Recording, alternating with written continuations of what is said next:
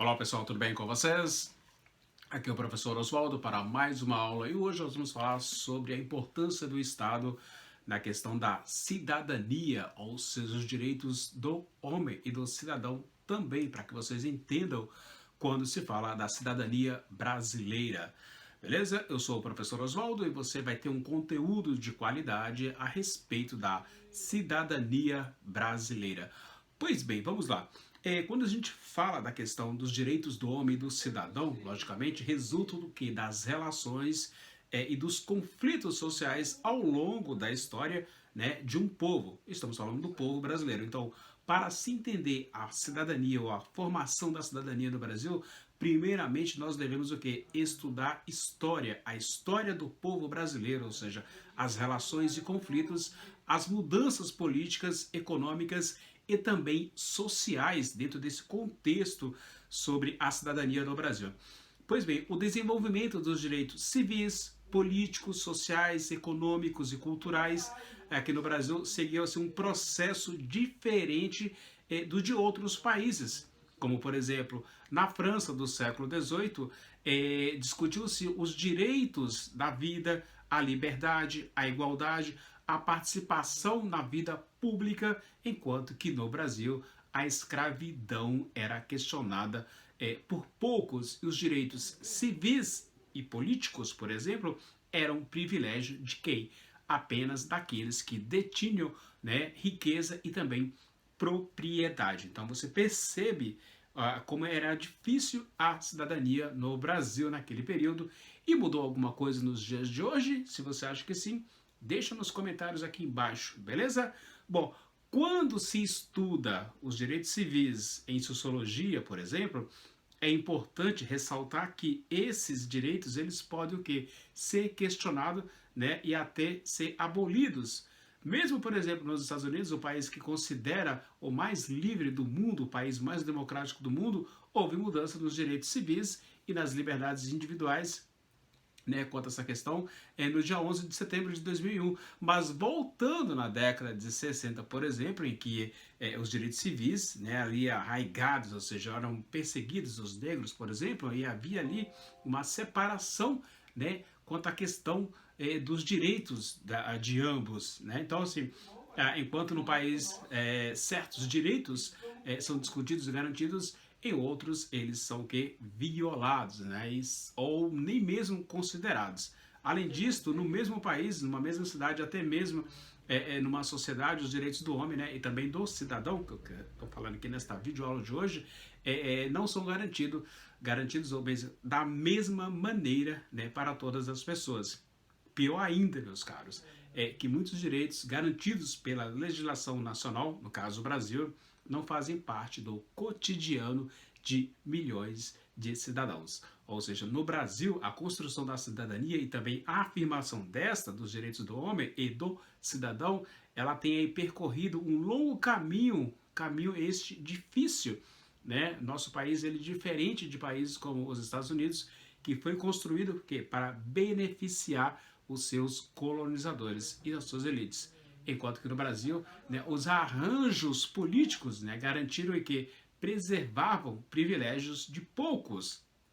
Portanto, esse sistema, né, de troca de favores, né, e também falta de mobilidade social, ou seja, as pessoas saírem ali da classe C, pulando para B e até chegar na A, ou seja, ela dificultou, né, a formação de uma sociedade civil organizada e também atuante, né, que luta pelo estabelecimento, né, de direitos comuns a todos. Né? Além disso, durante séculos, o Estado brasileiro governou de forma regressiva, né? Ou seja, inclusive de forma violenta, para impedir o surgimento de movimentos sociais e também para impedir, né, que se construísse aí, né, um país, uma sociedade civil bem mais organizada e preocupada com as causas políticas, né, as causas públicas, né? Ou seja, esta falta de mobilidade social da sociedade brasileira civil, por exemplo, é consequência do que, professor Oswaldo? É consequência de uma constante ação política que impediu, né, a sociedade brasileira se organizasse enquanto tal. Né, porque o Brasil sofreu e muito E a gente, para não deixar o vídeo muito longo, basta a gente lembrar, né, da questão da instabilidade política entre os anos 30 e 64, né, que barrou o desenvolvimento de direitos políticos. Houve a alternância de ditaduras e também de regimes mais democráticos durante, né, o período ditatorial de 37, o que? Onde as liberdades de expressão e também de organização foram suspensas, porque foi apenas, né, com a questão ali da derrubada de Vargas, né, de Getúlio Vargas, com as eleições presidenciais e também legislativa, que aparece a Constituição de 1946, né, que houve ali uma certa estabilidade quanto aos direitos civis e políticos no Brasil. Porém, a partir de 1964, devido à ditadura militar, que foi de 64 até 85, né, houve um grande retrocesso e a maioria dos direitos civis e políticos foram restringidos. Portanto, em 1988, o Brasil readquiriu o direito a uma democracia. Acreditou-se que a cidadania havia sido, então, alcançada. Mas o direito pleno, né, de votar não é sinônimo de democracia, nunca foi. E a mais recente Constituição brasileira, chamada de Constituição Cidadã, assegura os direitos fundamentais, né, dos cidadãos, dos cidadãos brasileiros, né, dentro dessa questão aí, as responsabilidades do poder público. Então, não obstante esses direitos que eu estou falando aqui, elas não fazem parte da vida diária da grande parte da população brasileira. Ou seja, o Brasil continua sendo assolado, né, pelo analfabetismo, por exemplo, pela subnutrição, né, por parte da população brasileira, por falta de saneamento básico, epidemias, né, por uma precária rede pública de serviços de saúde, falta de educação e treinamento profissional, pela violência urbana, pelas injustiças no campo, né? Então tudo isso tem aí o emprego acentuado, do subemprego, né? Ou seja, a precarização dos serviços públicos.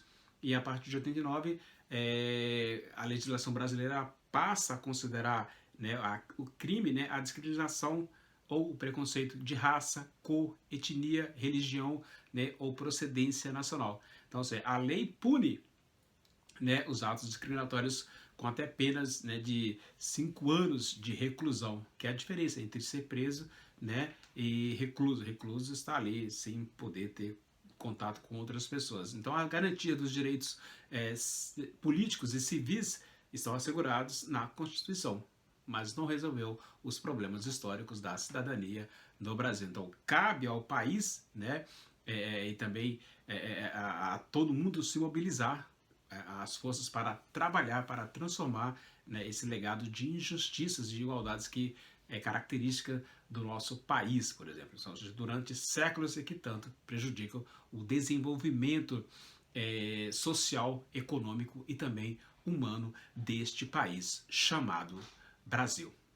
Na videoaula de hoje você ficou sabendo e conhecendo um pouquinho mais como é que se deu o processo de cidadania no Brasil, a importância do Estado, a relevância do Estado na composição, na formação da cidadania do povo brasileiro.